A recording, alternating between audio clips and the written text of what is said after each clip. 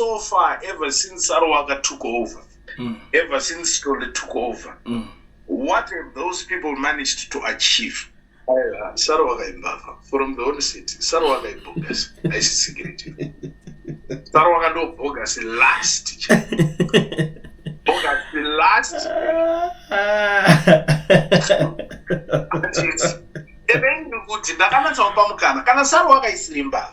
Let's create a platform. Traore.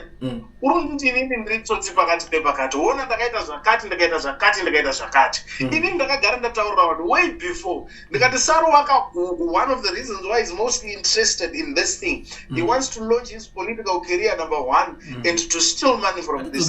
Facts background. Nyokayemabhunu for sure munhu kuti anenge achita se influence iripo yakawanda and vanhu vakawanda vanomuziva zvekudaro, but tikada kutarisawo futi kuna iyewo futi Gambakwe wacho hakusi kuda kunogadzirwa influence because inini mazira ndikuti iye ari kupushawo yake political career Gambakwe atorazve M31 iye. Because inini ndikuti how can people criticize Gambakwe kuti arikuda kusungisa nyoka yet is giving people up to date in line with what's happening at the courts.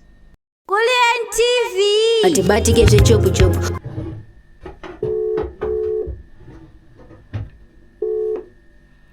Yes, hello? Comrade Traore. Yes, Kulliant, how are you, my brother? I'm okay. Nasi ndintoda mbesa intro yenyu. Comrade and friends, this is Traore. Thank you so much, man. Good to be on the platform. That's nice. So, Comrade Traore. Nasa atina zvakawanda zvakunyotaura, but there is an issue kwairi panapa. But inini ndida kuti ngotaura zvingori honest. Ndozwa kuti muda kuzviona sei. The reason why I called because I saw you on Gambakwe's platform achitaura nyaya kwa nyoka yemabhunu achiti iye ada kuti take over everything kubva pa case even kusvika ku WhatsApp channel ya Nyokayemabhunu. And we know Gambakwe paakatanga aita zvinhu maitire ake atichade kutaura zvinhu zvakawanda pakazobuda futi ma-allegations ekuti Gambakwe akaba mari imwe yacho change yaye unganidza nevanhu vake kuplatform kwake ikoko anditi inyayawo dzimwe dzaingobuda kumashure. But inini chandoda kuti titaure panapo Comrade Traore ndechekuti what's your take on the issue yekuti arida kuita take over everything apa munopa unosay? Let's be very honest. Now it's not an issue yekuti he wants to take over everything. We need to ask ourselves this question that so far, ever since Sarawaka took over, ever since Traore took over, what have those people managed to achieve? That must be the first point of entry that we must ask ourselves. As far as progress is concerned, what have those two people managed to achieve? Is it there? Or it's just political grandstanding of using the influence of the Nyokayemabhunu case for people to launch their political careers, something which is irrelevant at this point in time. Pane progress iri kuitwa. Pakatorwa case iyi pachinzi parudiwa 60 something thousand. Mamwe court cases akazoitika afterwards. Tapa mari so far. Raised. What is the progress? Unfortunately, there is a certain procedure which was supposed to have been done, which was not done, which jeopardized all the efforts that were made before these people took over. So the question that we need to ask ourselves is, where are we going? Alright. Kanba kubata show maipapo pane zvamataura matizoni itori tingona rangoskirire kuti vanhu varoda kulonja ma political careers avo. But ngatidzokereka pa facts background. Nyokayemabhunu for sure munhu kuti anenge achita se influence iripo yakawanda and vanhu vakawanda vanomuziva zvekudaro. But tikada kutarisawo futi kuna iyewo futi Gambakwe wacho hakusi kuda kunogadzirwa influence because inini mazira ndikuti iye ari kupushawo yake political career Gambakwe atorazve M31 iye political party. Don't you think kuti iye arida kuitawo futi the same pane zvamuta? No. We can only mind you. Gambakwe ane life yake which is on the side. And he's never used the Nyokayemabhunu issue. And it got to jumpstart his political shenanigans or whatever that is trying to do. He's never used the Nyokayemabhunu case. So it was number one, Mkoma anoita social media and yes. And number two, vawe ne issue yabo ye M31. Which is fine. People are trying to come up with solutions. kuti Zimbabwe isununguka hatigoni kumisa. That is why he's not even forcing anyone also. Yeah, and what do you see? Yeah, and hatigoni kuzibatanidza. Issue ndeyekuti development progress yapapi as far as issue yaNyokayemabhunu is concerned. There's been more than enough time. We can actually get a progress. We can actually have a progress analysis. Yekuti pane zviri kufamba here kana kuti hapana zviri kufamba. No point yatiri izvizvi. Let's agree kuti pane zviri kufamba here kana kuti hapana zviri kufamba. Let's be honest with each other. Zviri kufamba zvingashayikwa here because zvinhu zviri kuitwa vanhu vari kuita basa ka hapana pekuti vanhu vangoita zvinhu zviregedza kufamba. Ngatiziye kuti chii chiri kuitwa. But ma-updates anopuwa. But ma-updates anopuwa one. Comrade Story vanopa ma-updates one. Api ma-updates Comrade Kulliant. Pane nyaya yakanyanyuka pane zvinhu zvaitika zvacho vanopa one ma-updates like zvaingoitwa naSarwaka zvaipiwa ake ma-updates. Update yagara aingobuda ka. There is nothing new as far as update is concerned because update yagara aitobuda. And update was more on point when Gambakwe was giving people updates than what is happening now. We must be honest with each other on that one. Aiwa zvinosiyana ka munhu uchivhitivhiti agara anotaurisa anenge achilauda akati ngatiuyengere on point. It's not about kuti munhu this must be result oriented. And it's a matter of competence. It's a matter of competence. Besides giving people update, the fact that you are hands on in communication, nema lawyers, uchiona zvinhu uri pa ground. Vanhu vanofanira kuziva kuti alright, izvi zvitapedza stage yakati, takuenda pane yakati. Because we are talking about mari here. Yeah. People can't just give money, ngobuditsa mari. Zvinhu kana kuti tiri kuenda kupi. Because the fact that vanhu havachabuditsi mari, it's a sign.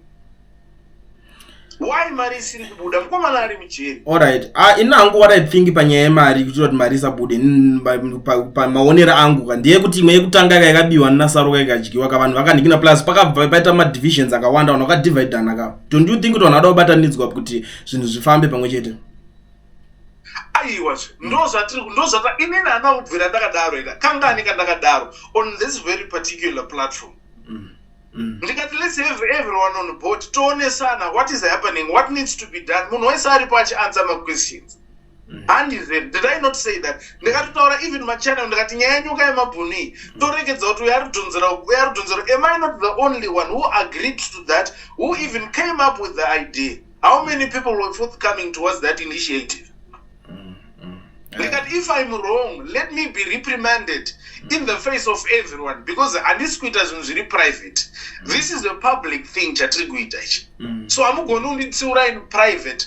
Why? Because zvinhu zvandichiita zvine zviri kurasisa vanhu. Saka ndidzorei pane vanhu so that vanhu voziva kuti zvakati zvakaitwa naTraore ABC he was wrong and izvizvi akufamba negwara chairo raari kuwirirana nevamwe. I've been engaged on many platforms, my YouTube interviews, everywhere, saying the same thing. Akabvuma ndiani? Vanhu vangoramba. Why? People didn't ask themselves, why vanhu vari kuramba? Alright. Saka poitwa se abozi pakuti munhu auya achiti adata take over iye zvinhu ka andione zvimeka sense ni ba trustike ko kana egamba kwacho like zvine zvitaurwa ma streets zvinhu zanoshandiswa nezvigananda kwacho. Kandikwa nezvigananda hawo. Donya dzeshibuda kanti you still remember paipa achiti ndabhadhira mari yemuhomwe mangu ndega inini chichi mazona. Vanhu vakabvunza ma questions akasiyana siyana. Vanhu havadi kuenda pa platform yekuti munhu wese can answer questions. Handizivi zvese, handigoni zvese, ndine zvandinogona ndine zvandinotadza. That is why Kulliant uripo, Gambakwe wacho aripo, navamwe vanhu varipo. Let's put our hands together. Hatisi kuitira mbiri kuti ndini Traore ndakabuditsa Nyokayemabhunu mucheri. Chinhu cherevolution. He got arrested whilst fighting in the spirit of the revolution. Therefore, revolution mune vanhu, mune ma stakeholders. Traore anouya apa, Gambakwe ouya apa. Then we map the way forward in line with what we think is the best solution to save our brother. But bozi nangu mazira ndakaita nyaya nepa zvakaitika pese ndakazviona zvese zvichiitika. Iye akaita zvokuramwa kawo. Haana kudzingwa. Akatorangwa tanchada nekuti mazonotaurira nevamwe. It's like ko munhu ari kuvhunduka chii ari kune iye ndiye akatotanga aizvo zvauda kudzoka akuti ndada kuita take off ndo pakandinetsa kuti ko wambengo waramwa kuita zvokudzoka ainyaya kuti ari kuda kudzoka ndabvunza ndikati let's ask ourselves kuti what is the right thing to do at this point. Has there been any progress made by those that took over? Kana pasina isusu toda kuti munhu abude munhu asununguke. Nyokayemabhunu at this point is suicidal. Morally is demoralized. He's not in a good space. Why? People are just taking him back and forth, playing with the case. If it means whatever that is going to happen, let's delegate people. Ningi will be inquiring. Kuti obvunza kuti tapapi zvinhu zviri kufamba zvakanaka chino chikamonitwa navanhu 4-5 toziva kuti watiri kuisa pamberi ndiani ari kuziva zvaari kuita ndo zvatiri kungoda isusu. Saka makazvitarisa Comrade Traore nekuanalyza kwenyu nekuzivawo zvinhu nyaya yekubva ichitanga because mimi hamusi munhu wechibharanzika Comrade Traore mimi. Tingati nyaya iri mutambo uri kufira pakuti vanhu havasi kubatanidza mari here kana kuti munyatsa ndiudzawo makazvitarisa kwamunoona kunge ndo pari kuzvitadzisa mukomana ubude. Ona izvi Comrade. Maproper systems chaiwo ekutozivikanwa kunzi zvinhu zviri kufamba sei, maapplications anga achida kuitwa zvese zvaungoponderwa musake and no one knows what's happening. Because inini ndiri kuti how can people criticize Gambakwe kuti arida kusungisa nyoka yet is giving people update iri up to date in line with what's happening at the courts. Tinoziva kuti arida kusungisa munhu how Gambakwe is one of the first people wakataura kuti Nyokayemabhunu ari mujeri rakati nerakati nerakati. Ndo pachoka painzira iza. Nyoka meeting yanyoka naGambakwe inini ndakaifacilitate vakaonana 1-on-1. Why would Nyoka agree to meet Gambakwe knowing kuti Gambakwe ndiye akaplaya role yekuti asungwe? Nyoka munhu wevanhu ka angaramba iri kuona vanhu anongoti munhu wese wataura naye ka angarambe kutaura naye. Nyangwe ndiri munhu wawe kama ndichiziya inini kuti ninge ndiye akandisungisa ndomuonera chii ndotaurire naye. But it's a politics. I mean, but I'm still going to kuroerera munhu. Ndanga ngotra kuti my side ese because my questions and utry kuningina it's not personal zvekubva kwandiri. Zvinhu zvekuti tete chibalance because kunoona unobvunza mubvunzo yakadaro. Inini point yangu inini ndeyekuti. Let's create a platform. If anyone feels insecure about something, let's create a platform whereby munhu anobvunza ma questions that will lead to transparency. And clarity on the how part on how to go about this whole thing. Ndo zvatiri kuda isusu. I'm not saying kuti Gambakwe ndiye anopedza. No. Ano zvaitoita zvaitoko. Alright. So collective effort is mostly important at this junction. Nangu chandangoramba vanhu vechirume vanoramwa because zvekuramwa zvido vanhu vechirume zvezvo zvokuti ongoti ninge azodaenda kuti like zvakazoita saro wake wakubvunzwa questions akutanga kutiza saka toenda kupi saro wakaimbavha from the onset saro wakaibogus aisisingiriti saro wakandobogus last bogus last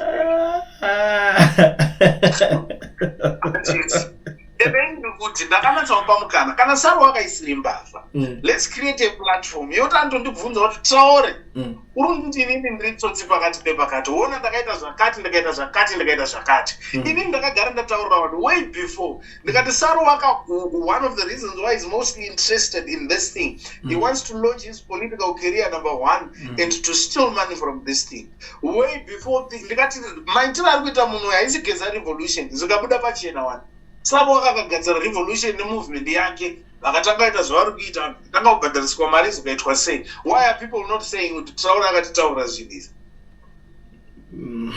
Aiwa havana anditauri chinhu kuita mbiri dai ndaita mbiri baba ndakadaenda kutaura pamaplatform every day makuseni masikati manheru asi vanhu vanotomboshaya kuti Traore aripi ndakanyarara kuti zii. Why ndozviziva kuti mbiri inomedza mbiri inomedza baba unofuma kusina unofuma usiku unofuma paine zvaitika so too much of everything is toxic. We must create a balance. We speak, people digest and see how things unfold. This is the triology, a progressive concept. ndapanzwisa ende ina hangu so far pane let's hand over everything kuna Gambakwe. But Gambakwe ane access yekuva hands on in consultation with people vanenge vachuzwa to work with him on this issue because now we've hit a break wall. We need money. When it comes to issues of the courts, money is the common denominator. Money is the driving force, it's the driving fuel. That's what we want at this point in time. Yeah, but ainangu mazira ndakaita maonera ndakaita even Gambakwe vachitaura panyaya yaka nezvaatoudza malawyer zvezvi pakoka zvezvo kutoitora malawyer kumaisa muhomwe achiti nini client achiti aiwa ati client yedu ndimas Kulliant, my brother, you need to understand something in life. We are not wired to the same frequency. Yeah. We are not robots. We are animaitiro ake, we are animaitiro ake. But mukasapota mchitaura kuti Traore apa handizvo atizodai mwana wamai apa taakurasika. Mukosonga urugona but apa taupinda musango apa. That's just what we need to do with everyone. Be it Traore, be it Kulliant, be it 0.5, be it Kuba. Aiwa. Ndokweni yandiri kutaura ini. Alright, ndapanzwisisa Comrade Traore. Thank you so much, but before I let you go, chingosira maZimbabweans mashoko enyu amudoti vanzwe ipapa tobva tapetera pana. Point yangu yandiri ngotaura maZimbabweans. Zvese matambudziko atiri kuita in our kleptocratic government which is abusing people. My point remains the same. Kuda washe Tagwirei haana kupinda muCentral Committee musavhiringwe nezviri kutaurwa nevanhu. He was ejected out of the meeting by General Chiwenga for reasons that are known by everyone. Haana kuseva mupati. Zvinomupa muzera wekuti apinde muCentral Committee. Therefore munozoti kuda kwashe Tagwirei adzoka muCentral Committee kana apinda mumeeting yeCentral Committee inenge ina Chiwenga. Mukamuzoona achinzi Tagwirei agara that meeting ina General Chiwenga vakamubuditsa, then it means Tagwirei amuCentral Committee. Not zvekuti nyaya dzine dzichitaurwa neHerald dzichitenderera manewspaper nekudii. Central Committee ichagarwa, musaite worry. Mukaona yagarwa Tagwirei obva apinda otoitwa maproper introductions ekunzi Tagwirei amuCentral Committee, mobva maziya kuti 1-0 General Chiwenga vane defeat kana iri inini ndozitambira kuti apa tarohwa. Alright, thank you so much Comrade Traore. I think tichazonyatsotaura nezvayo yeCentral Committee because inyaya iri kunetsa but tichazonyatsoiwandira time. Ndambotry nachitry kuedha Saro aka mama Timbavha abva atadza kudaira atya nhamba dzenyu dzinotyisa yameno dzakanzi shumbere yameno.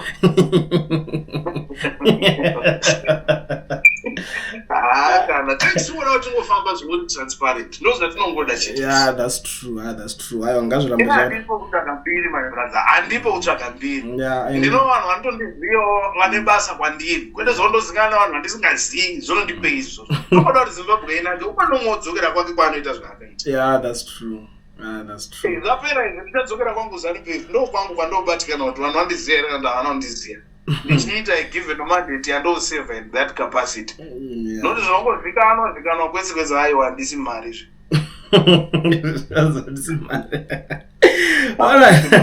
Alright, Sharp, thank you so much. Thank you so much, my brother. Sharp.